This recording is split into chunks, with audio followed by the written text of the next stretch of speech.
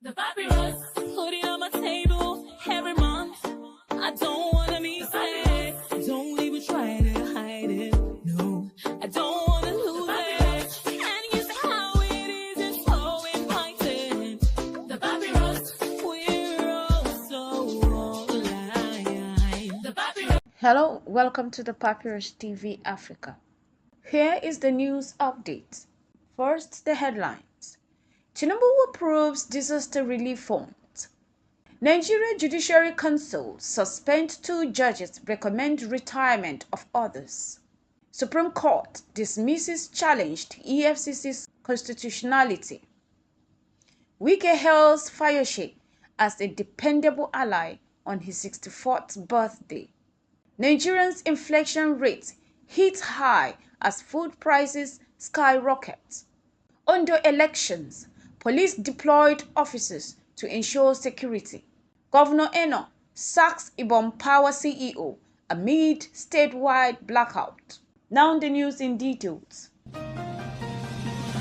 Vice President Kashim Shettima has denounced President Bola Ahmed Tinubu's approval of new disaster relief fund aimed at bolstering Nigeria's humanitarian response system. Speaking on Thursday, 15th November, at the launch of the Humanitarian Supply Chain Management Partnership for Localization project in Abuja, the Vice President, represented by Ibrahim Hadejia, Deputy Chief of Staff to the President, highlighted the fund's role in providing immediate assistance to disaster victims across the nation. The fund would complement the border localization framework, ensuring timely and effective support for those affected by crisis. Shettima said, adding that inaction would lead to devastating consequences.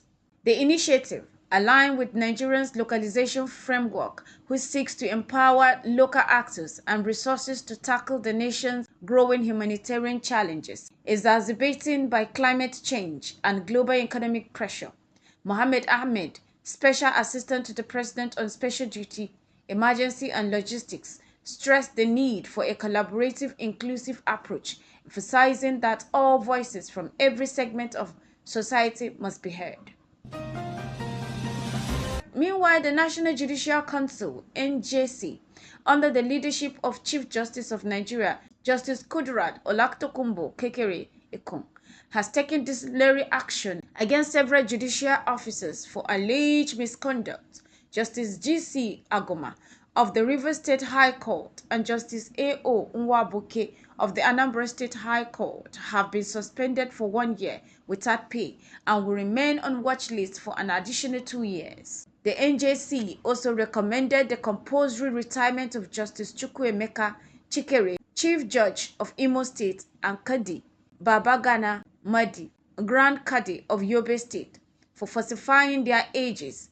Justice Chikere was found to have 2 conflicting dates of birth, ultimately revealing he should have retired in 2021. Similarly, Kadi Madi was discovered to have 3 inconsistent birth dates, concealing his actual birth year to remain in office for an additional 12 years. Both have been directed to refund salaries and allowances earned during the extended period. Justice G.C. Agoma was found guilty of aiding a litigant inappropriately enforcing a garnishee order at Rivers State High Court, despite the original judgment being issued in Abuja. The council noted that Agoma disregarded a stay of execution order and acted with undue speed, suggesting bias. Justice A.O. Nwabuike violated judicial ethics by issuing expert order without accompanying motions and misinterpreting legal precedents, breaching the code of conduct for judicial officers. The council exonerated Justice Peter Lifo of allegation of bribery and misconduct, deeming the claim against him unsubstantial. It also dismissed 22 petitions for lacking merits and issued a letter of caution to Justice I.A. Jamil of Kogi State, urging him to exercise greater care in handling sensitive matters in the future. These decisions were reached during this NJC's 107th meeting held on November 13 to 14, 2024, and reflect in commitment to upholding the integrity of the judiciary and addressing issues of misconduct among judicial officers. Similarly, the Supreme Court has dismissed a lawsuit filed by several state attorney generals challenging the constitutionality of Economic and Financial Crimes Commission (EFCC).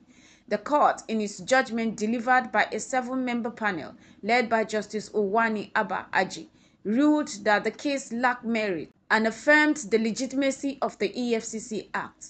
Kogi State, the lead plaintiff in the case, through its counsel Mohammed Abdul Wahab San, had argued that the incorporation of the United Nations Convention Against Corruption into the EFCC Establishment Act violated Section 12 of the 1999 Constitution. The section stipulates that no treaty between Nigeria and another country can have legal force until enacted into law by the National Assembly and ratified by the majority of state houses of assembly. Abdul Wahab contended that the EFCC Act and other related laws did not meet this constitutional requirement and therefore their establishment was unlawful. He further argued that the EFCC and similar agencies such as ICPC and NFIU lacks the authority to criminalize the use of funds allocated to state and local government or to investigate, summon or arrest individuals managing such funds. He urged the courts to grant all reliefs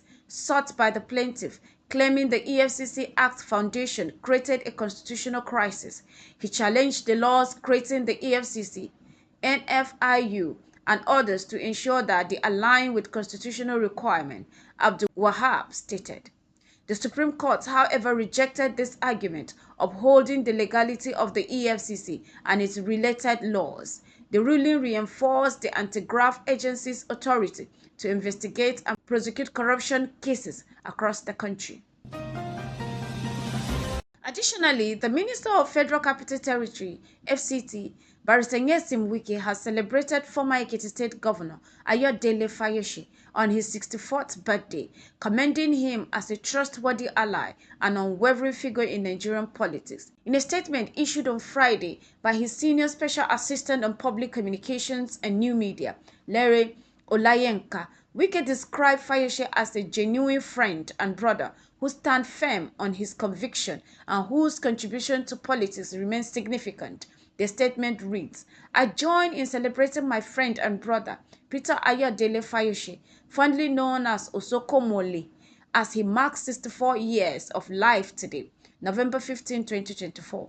This milestone reflects the grace of Almighty upon his life and serves as a reminder of his continual role in the service of our nation. At 64, Fayose has been a symbol of resilience and integrity in Nigerian politics. His achievements in Ekiti State are etched in history and will always be remembered. He is a real and valuable friend, known for his sincerity and clarity on issues. My prayer is that God blesses him with continual health, happiness, and fruitful years ahead." Wike's tribute underscores Fayose's enduring legacy as a leader who remained committed to his principles and impactful in his political journey.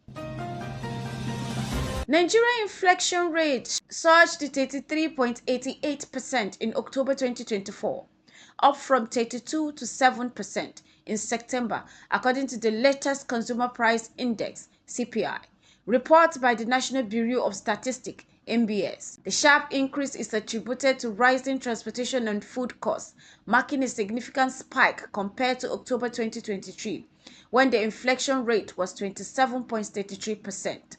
Month-on-month, inflation climbs by 0.12%, reaching 2.64% in October from 2.52% in September.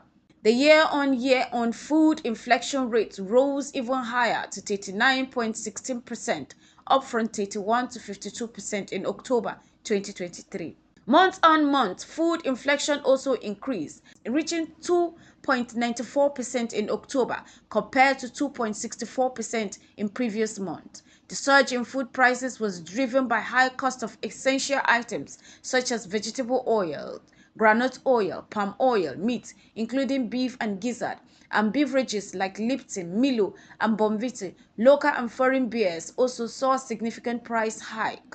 The average annual food inflation rate for the 12 months ending in October 2024 stood at 38.12%, an alarming increase of 11.79 percent points from 26.33% recorded a year earlier. This rising inflation continues to strain household budget and highlights the urgent need for measures to address food security challenges and transportation costs.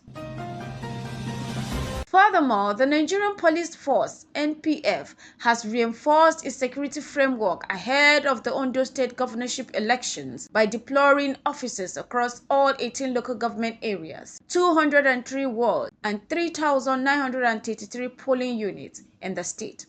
In a statement issued on Thursday, 14th November, the Nigerian Police Force Public Relations Officer ACP Muyewa Adejobi assured voters of a secured election process. At least 4 police officers, supported by personnel from other security agencies, will be stationed at each polling unit to ensure smooth conduct. Deputy Inspector General of Police in charge of the elections, DIG Sylvester Alabi, held a press briefing at the Ondo State Police Command Headquarters, Akure, where he outlined the force's readiness. He emphasized proactive measures such as intelligence gathering and threat analysis to prevent security breaches, vote buying, and electoral manipulations. The force has carried out a comprehensive threat analysis and deployed personnel to identify vulnerable areas. Collaborations between the Nigerian Police Force, other security agencies, and citizens is crucial to maintaining order and ensure a free and fair process,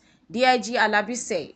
He also urged voters to comply with the Electoral Act 2023, INEC guidelines, and other laws, warning that electoral offenders would face persecution. 17 political parties are filing candidates in the elections, with All Progressive Congress APC candidate and incumbent governor Lucky Ayetadiwa and the People's Democratic Party candidate, former Deputy Governor Agbola Ajayi, emerging as frontrunners. Labour Party Shola Ebeseni and Zenith Labour Party's Abbas Mimiko are also seen as potential challengers. On a final note, Governor Umo Eno of Akwa Ibom State has relieved Engineer Mayen Etukodo of his duties as the Managing Director and CEO of Ibom Power Company, IPC, effective immediately. The announcement, made through a statement by the Secretary to the State Government, Prince Enobong Uwa, came on Thursday evening, the 15th of November 2024 in Uyo. The decision follows closely on the heels of Etukodo's remark about the statewide power outage that began on Wednesday. Etukodo had attributed the outage to a dispute between Ibom Power and its gas supplier, Savannah Energy Company. In line with the government's Arise agenda and objectives for the power sector, Governor Umo Eno had decided to restructure Ibom Power Company Limited. Consequently, Engineer Mayen Etukodo has been relieved of his duty effective November 14, 2024. The statement reads, "The Commissioner for Power has been directed to take over the company's operation on an interim basis." Governor Eno expressed his appreciation for Etukodo's contribution and wished him success in future endeavors. This has been the Papyrus TV Africa. The Papyrus.